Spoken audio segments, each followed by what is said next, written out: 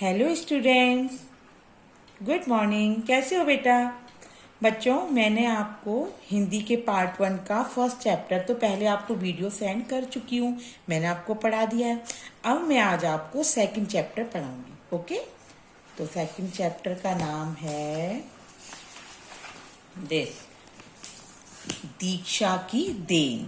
Okay, तो बच्चों, मुझे मालूम है आपके पास कोर्स नहीं है, इसलिए मैं ही इसकी रीडिंग करूंगी, ताकि क्या होगा, आप इसको 2-3 बार सुन लेंगे तो आपको आंसर भी आसानी से लर्न हो जाएंगे। ओके, तो चलिए स्टार्ट करते हैं। लखनऊ की दीक्षा जेटली बेंगलुरु में LLB कर रही थी। वह महात्मा गांधी रोड से होते हुए CMR लॉ स्कूल जा रही थी। दीक्षा के साथ उसका मित्र वरुण प्रिंस भी था। उन्होंने सूती कपड़े और आरामदेह जूते पहने थे, फिर भी चलना मुश्किल हो रहा था। उस दोपहर मौसम भी बदतर होता जा रहा था। तभी उन्होंने देखा कि 5 साल का एक बच्चा नंगे पांव फुटपाथ पर लगे पत्थरों पर उछलते हुए चला जा रहा है। उसके चेहरे पर परेशानी का कोई लक्षण नहीं था। उस बच्चे को नंगे पांव देखकर दीक्षा और उसके दोस्त का दिल भर आया।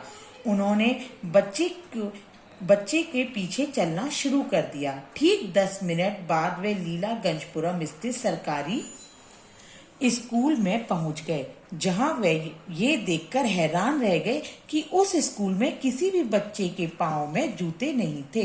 वे दोनों अपने कॉलेज लौट आए। ये दृश्य उनकी आंखों से अब भी ओझल नहीं हो रहा था। वे दोबारा उसी स्कूल में गए और हेडमास्टर से मिलकर बच्चों की मदद करने की इच्छा जताई। हेडमास्टर ने उन्हें बताया कि छात्रों की किताब कॉपियां तो एक साथ लाई जा सकती हैं, पर जूते नहीं। बाकी चीजें तो सभी बच्चों के लिए एक जैसी होती है, लेकिन जूते सभी बच्चों के अलग अलग साइज के पांव के आकार के हिसाब से लाने होंगे। अगले दिन दीक्षा और उसका मित्र वरुण फिर स्कूल आए। उन्होंने इंची टेप से सभी 313 बच्चों के पैरों का नाप लेना शुरू कर दिया। उन्होंने ये देखकर बेहद दुख हुआ कि अधिकतर बच्चों के पैर फटे हुए थे। ऐसा इसलिए था क्योंकि वे हर मौसम में नंगे पांव चलने को मजबूर थे। बच्चों ने उन्हें बताया कि स्कूल से वापस लौटते समय दोपहर में फुटपाथ इतना तप रहा होता है कि उनके लिए चलना मुश्किल हो जाता है। दीक्षा और वरुण का अगला लक्ष्य प्रायोजकों की तलाश करना था।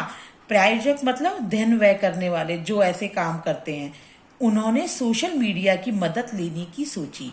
इसके लिए फेसबुक पर वन अपॉर्चुनिटी नाम का एक पेज शुरू किया। उनका पहला पोस्ट कुछ ऐसा था: टारगेट 313 शूज सहयोग या दान। उन्होंने वेबसाइट पर मदद की अपील में लिखा कि नगद राशि या जूते भेजकर इन बच्चों की मदद की जा सकती है। यह भी बताया कि एक जोड़ी जूते की कीमत 150 रुपए के करीब होगी। शुरुआत में कई लोगों ने पुराने जूते भेजे, लेकिन जब उन्हें ईमेल के माध्यम से उसके लक्ष्य के बारे में बताया गया, तब उन्होंने नए जूते भेजने शुरू किए।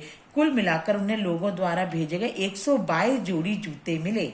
फेसबुक पर अपने दोस्तों की मदद से वे 18,000 रुपए जुटाने में भी सफल रहे।